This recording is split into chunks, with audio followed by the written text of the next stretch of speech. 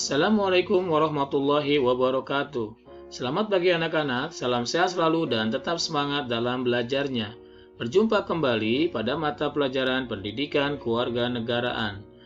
Pada kesempatan kali ini kita akan membahas tentang warga negara dan penduduk Indonesia. Warga negara dan penduduk Indonesia diatur dalam pasal 26 Undang-Undang Dasar 1945. Ayat 1, yang menjadi warga negara ialah orang-orang bangsa Indonesia asli dan orang-orang bangsa lain yang disahkan dengan undang-undang sebagai warga negara. Ayat 2, penduduk ialah warga negara Indonesia dan orang-orang asing yang bertempat tinggal di Indonesia. Undang-Undang Nomor 12 Tahun 2006 sebagai peraturan operasional yang mengatur kewarganegaraan di Indonesia. Pertama, mengatur tentang asas kewarganegaraan. 1. Asas Ius Sanguinis adalah asas yang menentukan kewarganegaraan seseorang berdasarkan keturunan, bukan berdasarkan negara tempat kelahiran.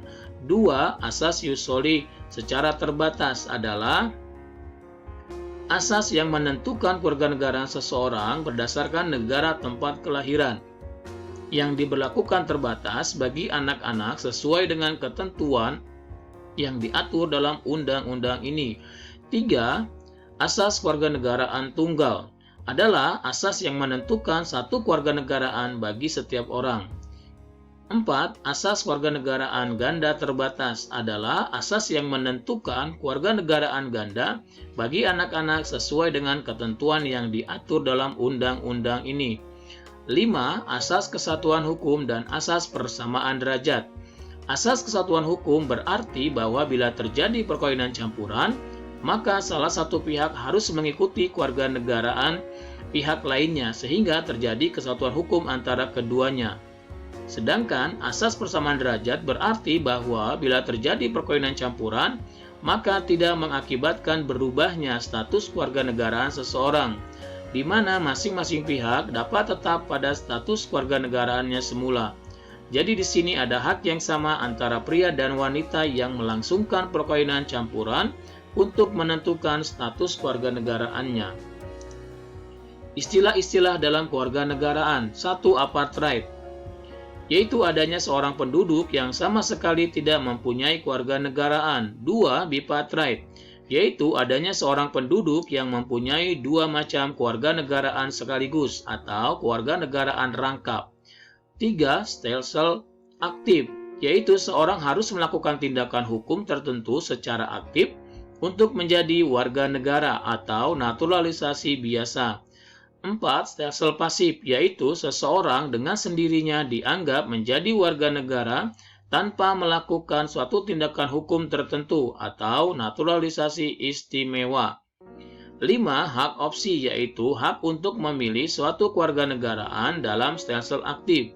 6. Hak repudiasi, yaitu hak untuk menolak suatu kewarganegaraan di mana orang tersebut dalam stelsel pasif. Kedua, mengatur tentang warga negara Indonesia. Ada dua pasal, 1 pasal 4 dari poin A sampai M, 2 pasal 5 ayat 1 sampai 2. 3. Mengatur tentang kewarganegaraan Republik Indonesia. 1. Kewarganegaraan biasa diatur dalam pasal 8. 2. Syarat kewarganegaraan biasa diatur dalam pasal 9. 3. Prosedur kewarganegaraan biasa diatur dalam pasal 10 sampai 18. 4. Perkawinan campuran diatur dalam pasal 19. 5. Kewarganegaraan istimewa diatur dalam pasal 20. 6. Anak dari orang tua kewarganegaraan biasa dan adopsi anak warga negara asing diatur dalam pasal 21.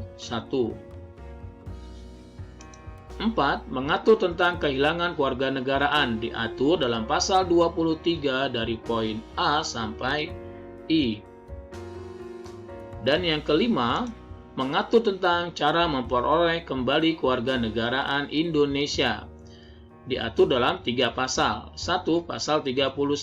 2. Pasal 32 poin A sampai D. 3. Pasal 33.